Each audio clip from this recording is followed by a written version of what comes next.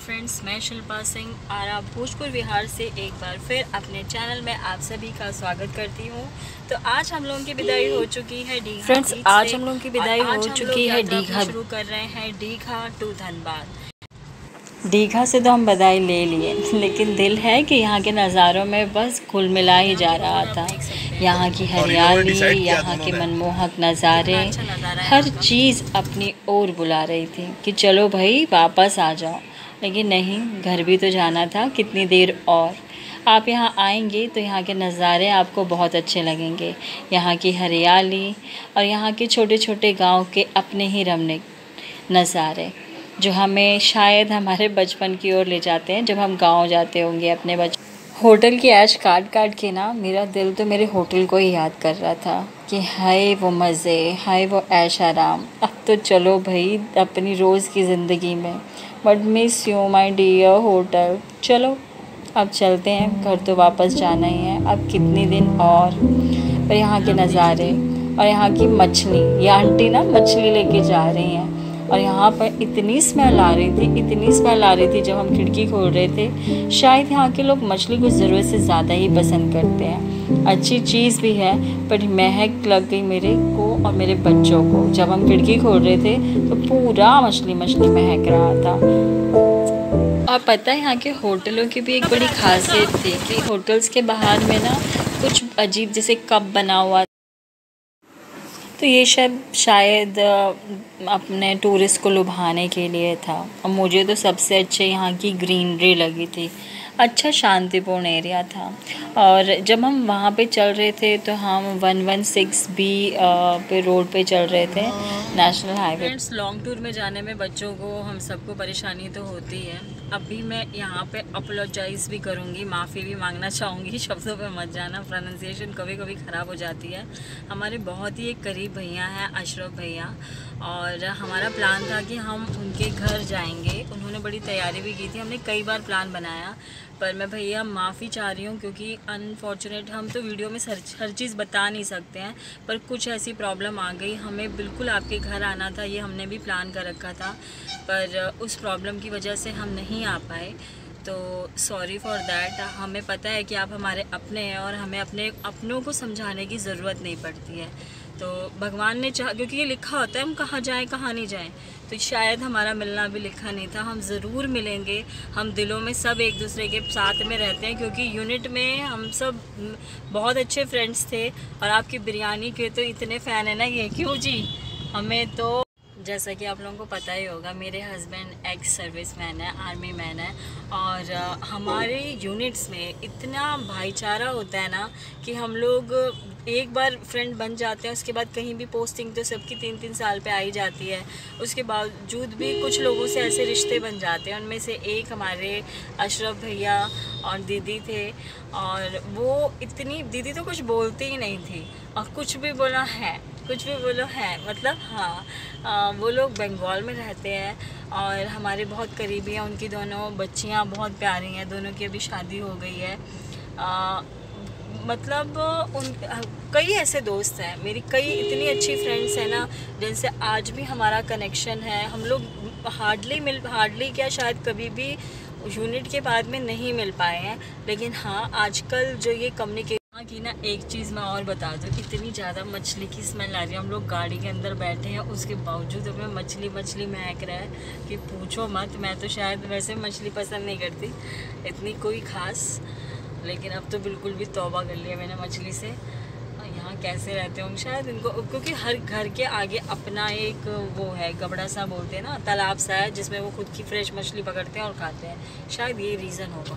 और एक घंटे इतना बड़ा सा टोकरा लेके उसमें पूरा भरा हुआ था मछली, तो 50 किलो होगी वो।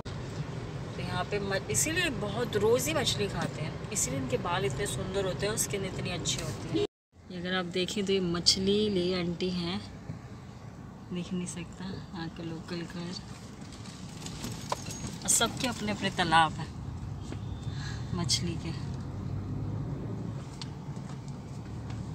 देखो तालाब।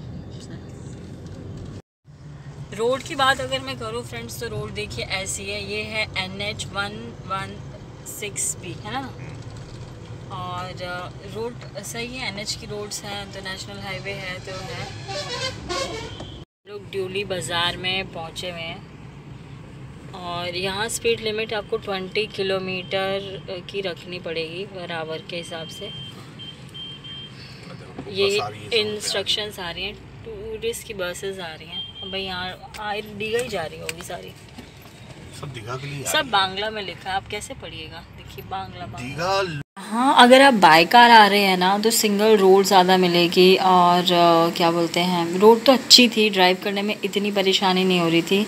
पर मैं तो प्रेफर करूँगी कि दिन दिन की ड्राइव होना तो अच्छा है। अगर रात में आपको ज़्यादा ड्राइव करना पड़े तो प्लीज़ आप मतलब अगर फैमिली के साथ है ना तो कोई होटल कर लें, खाना अपने पास रखें, इमरजेंसी कभी भी हो सकती है, और टूल्स अपने पास रखें। पेट्रोल पंप भी जगह जगह पे थे और छोटे गांव आने से तो देखो स्पीड लिमिट कम ही हो जाती है। यहाँ एक ख़ास बात थी कि छोटी जगह हो या बड़ी जगह हो, जो पुलिस थी ना, ट्रैफिक पुलिस, वो ट्रैफिक इकट्ठा नहीं होने दे रही थी। मतलब जगह पे मत जाइएगा क्राउड पे, पर नहीं हो रहा था। यहाँ की सबसे अच्छी चीज़ लग रही थी ये गोमटी। मतलब हमारे यहाँ पे ना इस तरह की छोटी दुकानों को गोमटी ऐसे बोलते हैं और यहाँ पे काफ़ी सामान मिलता है। तो यहाँ गांव वाला लोग, क्योंकि यार अंदर गांव में ही ये बना हुआ है, और जब हम NH थोड़ा सा आउटर पे आ रहे थे, सिटीज़ की तरफ आ रहे थे, तो सड़कें चौड़ी हो जा रही थी, तो वहाँ पे भी ड्राइविंग अच्छी स्मूथली चल रही थी। और पेट्रोल भी यहाँ पर जो था वो बिहार से तो सस्ता था, बट सबसे सस्ता तो आपको झारखंड पे ही मिलेगा। और फैमिली के साथ अच्छा टूर बनेगा, आप लोग अच्छे आए। पर अभी तक तो दीघा से लेके हम लोग कलकत्ता में आ गए हैं। रूट सब सही है, जगह जगह पर आपको पेट्रोल पंप मिल जाएगा। तेल 106 रुपये प्रति लीटर है। और गाड़ी कैसे स्पीड चल रही है? एवरेज 80, 70, 60 एवरेज, मतलब 60-70 की एवरेज स्पीड में है गाड़ी। आप अगर हाँ 80 भी कहीं कहीं, लेकिन नहीं, मेरे ख्याल से 60-70 ही पे चल रही है गाड़ी में मेनली, क्योंकि कभी कभी ट्रैफिक आ जा रहा है गांव से भी। NH 116 पे ही है, NH 16 पर। अब हम NH 16 पे आ गए हैं और उधर से तो 116 पे थे। और यहाँ पे मैं अगर टॉयलेट्स की बात करूँ ना, मेन चीज़ होती है कि हम लोगों को इन सब चीज़ों की ज़रूरत पड़ती है, तो वो अनहाइजीन है। मैं 2-3 यहाँ पे गई थी, वहाँ पे अनहाइजीन है, इतने साफ़ सुथरे नहीं है। तो प्लीज़ आप लोग मेंटेन करके क्यों नहीं रखते हैं?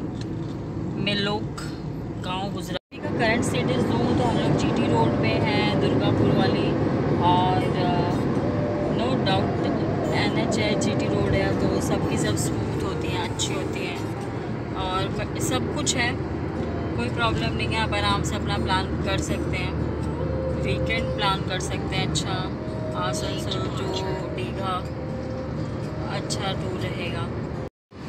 आई थिंक बंगाल में ना दुर्गा पूजा के अलावा भी माता की बहुत सारी पूजा होती है, क्योंकि इस टाइम पे भी कुछ पूजा तो चल। आप लोग तोरी खाते होंगे, नेनुआ खाते होंगे, और वो 40-60 रुपए किलो मिलता है। और यहाँ पर ना जंगली हुआ पड़ा है इतना सारा, जहाँ देखो उसी की लत्तड़, पूछो मत कितने जा रही है। देखो पेड़ों पे वो ही पूरे के पूरे लटके पड़े हैं। यहाँ आप दिखा पा रही हो कि नहीं, यहाँ पूरा वही लगा हुआ है, वो भी जंगली। यहाँ के लोग नहीं खाते, कहते हैं कड़वी होती है। यहाँ ऐसे ही आम के, केले के पेड़, नारियल के पेड़, तोरी तो लगी है पूछो मत, नींबू, लीची। मतलब प्रकृति ने कितनी चीज़ें दी हैं हम इंसानों को, इन लोगों ने तो सजो के रखी है यार। हर घर का अपना पर्सनल गार्डन है।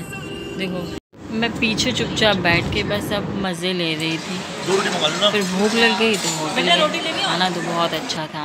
रसगुल्ला, मल्टीपल वैरायटी, चटनी देख ही सकते हैं। और यहाँ एक मीठी चटनी, आपने अगर टमाटर की मीठी चटनी नहीं खाई ना तो एक बार ज़रूर ट्राई करना। रेसिपी मैं आपको ज़रूर शेयर करूँगी। बांग्ला और बिहार का खाना बहुत सेम है, तो रेसिपी तो ज़रूर शेयर करूँगी मैं आपसे।